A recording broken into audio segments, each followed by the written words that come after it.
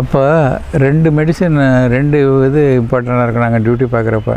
நான் சொல்கிறது வந்து 1964-65 டிப்தீரியா அண்ட் டெட்டனஸ்ஸு. டிப்தீரியா என்ன இருக்கும் அப்படின்னாக்கா,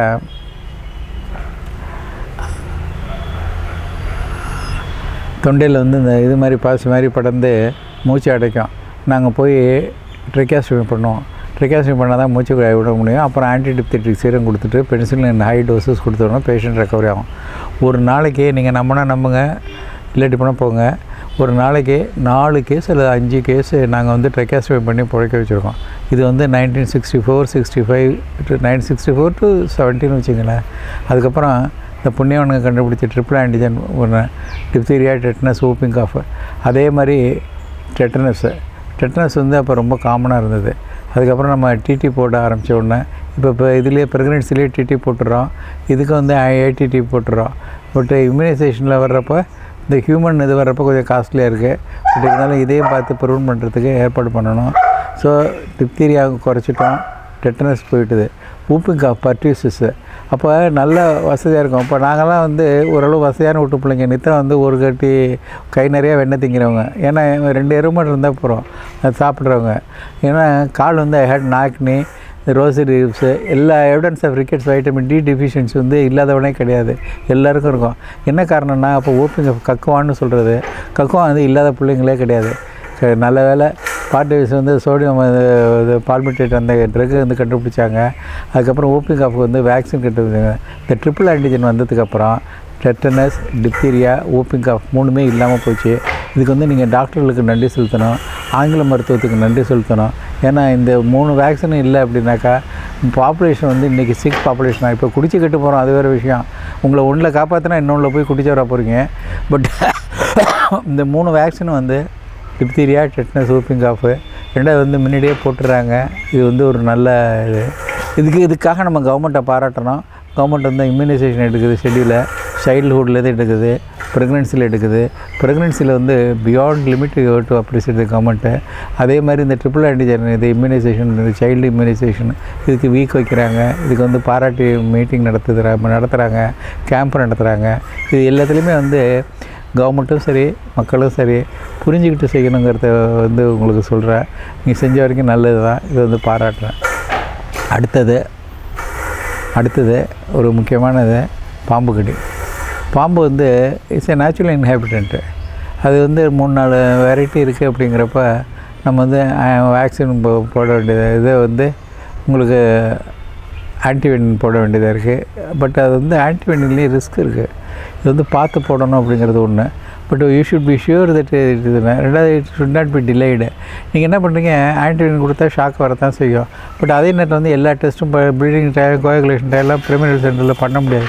இருக்கிற ஃபெசிலிட்டிஸ் இருந்தாலும் தான் பண்ண முடியும். நீங்கள் வந்து ரொம்ப கேள்வி கேட்டிங்க அப்படின்னாக்கா டாக்டர்ஸ் வந்து will be tend to wash their hands by sending the patient away. என்ன பார்க்க முடியாதுங்கிற மாதிரி சொல்லிவிடுவாங்க. நீங்கள் வந்து டாக்டர்ஸ் மேலே ஃபெய்த் வச்சு இப்போ என்கிட்ட ஒரு பேஷண்ட் வருதுன்னா என்னால் முடிஞ்சதை நான் செய்வேன், என்னால் வேக்சின் கொடுக்க முடிஞ்சு, கேர் பண்ண முடிஞ்சு, ஒரு அட்ரினல் போட முடிஞ்சாக நான் பார்த்துக்குவேன் அப்படிங்கிற நம்பிக்கை உங்களுக்கு இருக்கணும். நான் போடுவேன், இன்னொருத்தன் பக்கத்து வீட்டுக்காரன் போடுவானா பக்கத்து வீட்டுக்காரன்ட்டே போயிடுங்க. அப்புறம் டாக்டர் பயப்படுறாருன்னு சொல்லக்கூடாது. நீங்கள் என்ன பண்ணுறீங்க, வர்றதுக்கு முன்னாடி டாக்டர் கெப்பாசிட்டி. இப்போ இதுக்கெல்லாம் வந்து உடனே போட வேண்டியிருக்கும்.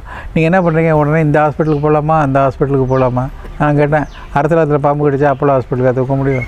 இருக்கிற இடத்துல உடனே இருக்கிற டாக்டர்ஸ் போட்டு ஆகணும்.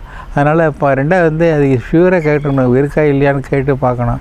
எனக்கு தெரிஞ்சு 2வது இந்த மடத்தனமான நம்பிக்கைகள் வேறு மந்திரிச்சா சரியாக போயிடணும். எனக்கு தெரிஞ்ச ஒரு மெடிக்கல் டாக்டர், ஒரு ஸ்டூடெண்ட்டு, ஹவுஸ் சர்ஜன், ப்ரில்லியண்ட்டாக பாஸ் பண்ணி ஹவுஸ் ஏஜென்சி ஜாயின் பண்ணிவிட்டு இந்த பேஷண்ட் நேமு அந்த டாக்டரோட பேர் என்ன இருக்குது, நல்ல ப்ரில்லியன்ட் ஸ்டூடெண்ட்டு, எனக்கு ஒரு வேளை ரிலேட்டிவ் கூட.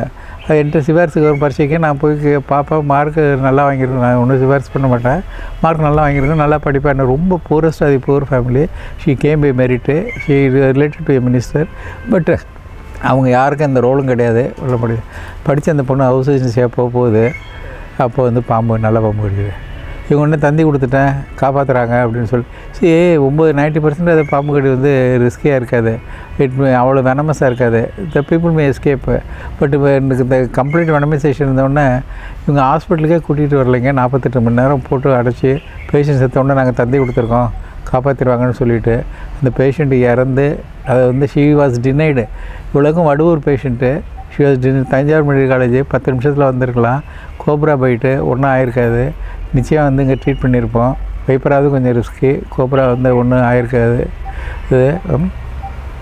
இது வந்து மடத்தனமாக நம்ம வந்து வேஸ்ட் பண்ணுறோம். And it happen to educate patient. இப்போது அவங்க அப்பா நான் பார்ப்பேன், நடைப்பணமாக இருப்பார். ஒரே பொண்ணு தான் அவருக்கு, நடைப்பணமாக இருக்கார். இப்போவும் இந்த பொண்ணு செத்து 30-40 வருஷம் இருக்கும். எதுக்கு சொல்ல வர அப்படின்னாக்கா, சில தப்பான வழிகளில் வந்து போய்ட்றீங்க. சில ரிஸ்க்கு இருக்க தான் செய்யும், அந்த ரிஸ்க்கை இப்போ ஆற்றுல நீங்கள் வந்து முழுகுறீங்க, நான் குதித்து காப்பாற்றுறேன், நான் கையை பிடிக்கிட்டு நான் விட்டுட்டு வந்து கரைக்கு வந்தாக்கா என்னை வந்து அடித்து கொண்டுடுவீங்களா? இந்த ஆட்டிடியூடு எங்கே இருந்து வந்துச்சுன்னு தெரியல. இல்லை கன்சியூமர் கோர்ட்டில் கேஸ் போட்டு நீங்கள் வந்து பணம் கேட்பீங்களா? நீங்கள் கன்சியூமர் கோர்ட்டில் கேஸ் போட்டுனாக்கா சரி நீங்கள் போய் போட்டுக்கப்பா அப்படின்னு சொல்லிட்டு நான் மட்டும் போயிட்டே இருப்பேன். ஹெல்ப் பண்ண வேண்டியவங்களை கொஸ்டின் பண்ணாதீங்க. ஹெல்ப் பண்ண வேண்டியவங்க ஹெல்ப் பண்ண தான் செய்வாங்க. இதை புண்ணியத்துக்கு விழுத மாட்டேன், பல்ல பிடிச்சி பதமாக்குறான் அப்படிம்பாங்க. அந்த ஆட்டிடியூட் வந்து மக்களுக்கு இருக்குது. மக்களுக்கு வந்து டாக்டர்ஸ் மேலே ஃபெய்த் இருக்கணும், டாக்டர்ஸுக்கு பேஷண்ட் மேலே ஃபெய்த் இருக்கணும். என்னை நம்பி நீ எது வேணாலும் பண்ணு அப்படின்னு சொல்கிற பேஷண்ட்டுக்கு நான் எது வேணாலும் பண்ணுறதுக்கு ரெடியாக இருப்பேன். பட் என்னால் முடியலன்னா நான் நிச்சயம் வேறு எங்கேயாவது அனுப்பிச்சிடுவேன் அப்படிங்கிறத நம்பிக்கையும் உங்களுக்கு இருக்கணும். மியூச்சுவல் கன்சென்ட்டில் தான் இருக்கணுமே தவிர இது எல்லாமே வந்து நம்ம தடை பண்ணக்கூடிய வியாதிகள். அதாவது இந்த பைட்ஸ் இருக்க, இந்த பைட்டு ஷாக்கு இதெல்லாம் ஏன் சொல்ல வரேன்னா, ஒரு நாள் ஒரு பேஷண்ட் கேம் பல்ஸ்லெஸ். நான் கேவ் இமீடியட்லி எல்லாம் கொடுத்தேன். ஏன்னா அந்த patient is related to A doctor. I know the doctor will not blame me. அந்த டாக்டர் வந்து நீ வென்டிலேட்டர் இல்லை, இது பண்ணல, ராத்திரி 2 மணிக்கு பார்த்தா உனக்கு ஒரு அசிஸ்டன்ட் இல்லை, நீ கார்டியாலஜிஸ்ட் இல்லைன்னு சொன்னாக்கா, shock must be treated by everybody. நீ கார்டியாலஜிஸ்ட் இல்லை, நியூராலஜிஸ்ட் இல்லை, பிரெயின் டெத்தை பார்க்க முடியாதுன்னு சொல்லிட்டு இருந்தானாக்கா, நீ எங்கேயாவது மெடிக்கல் காலேஜ் போகணுன்னு சொன்னால் வழியில் செத்து போய்டும். There are patients who will die within 5 minutes and we have to treat them and they will die also even in spite of treatment. அதனால் நீங்கள் இதெல்லாம் பார்க்கணும். ஒரு தடவை நாங்கள் கேம்ப்பு நடத்திட்டு இருக்கோம், ஃபஸ்ட் எய்டு கேம்ப்பு. ஒரு பேஷண்ட்டு வந்து மாதிரி ரஜினி குரூப்பு தீபத்தில் தாம்பரத்தில் கேம்ப் நடத்தி உங்களுக்கு டீச் பண்ணுறோம் ஆட்டோ ரிக்ஷா பீப்புளுக்கு. சொல்கிற ஒரு பேஷண்ட்டு கீழே விழுந்துட்டு ஹார்ட் பம்ப்பு கொடுத்து பண்ணுறோம், பேஷண்ட்டு பிழைச்சிக்கணும்னு சொல்லி நாங்கள் இந்த மேனிக்யூர்லாம் வச்சு காட்டுறோம். அப்போ என்ன சொல்கிறான், சார் பிழைக்காமல் போய் செத்து போச்சுன்னா என்ன சார் பண்ணுறது, நம்ம கொண்டுட்டோன்னு சொல்லுவாங்களே அப்படின்னு அந்த ஆட்டோ ரிக்ஷா கேட்டார்.